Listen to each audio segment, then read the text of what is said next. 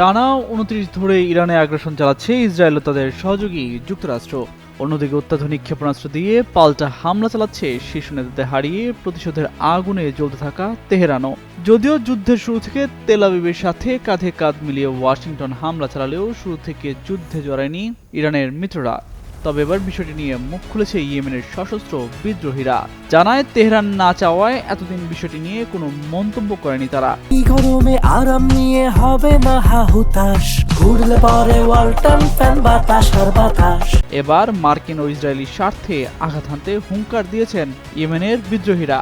এই বিদ্রোহী গোষ্ঠীর মুখপাত্র জানান, যুদ্ধে যোগদানের নির্দিষ্ট কিছু শর্ত পূরণ হলে তাদের যোদ্ধারা সরাসরি সামরিক হস্তক্ষেপের জন্য ট্রিগারে আঙ্গুল রেখে প্রস্তুত রয়েছে। যদি যুক্তরাষ্ট্র ও ইসরায়েলের সঙ্গে নতুন কোনো দেশ ইরানের বিরুদ্ধে যুদ্ধে যোগ দেয়, যদি ইরান বা অন্য কোনো মুসলিম দেশকে লক্ষ্যবস্তু করতে লোহিত সাগর ব্যবহার করা হয়, যদি ইরান এবং প্রতিরোধের অক্ষরের বিরুদ্ধে যুদ্ধের তীব্রতা বাড়তে থাকে, সর্বশেষ তিনি ইয়েমেনের জনগণের ওপর অবরোধ আরও জোরদার করার লক্ষ্যে নেওয়া যে কোনো অন্যায্য পদক্ষেপের বিরুদ্ধে সতর্কবাণী উচ্চারণ করেন। এর আগে 5টি পয়েন্ট উল্লেখ করে তিনি আহ্বান জানান যেন ইরান, লেবানন সহ প্রতিরোধের অক্ষভুক্ত দেশগুলোর সঙ্গে যুদ্ধবন্ধে আন্তর্জাতিক কূটনৈতিক প্রচেষ্টায় সাড়া দেয় যুক্তরাষ্ট্র ও ইসরায়েল।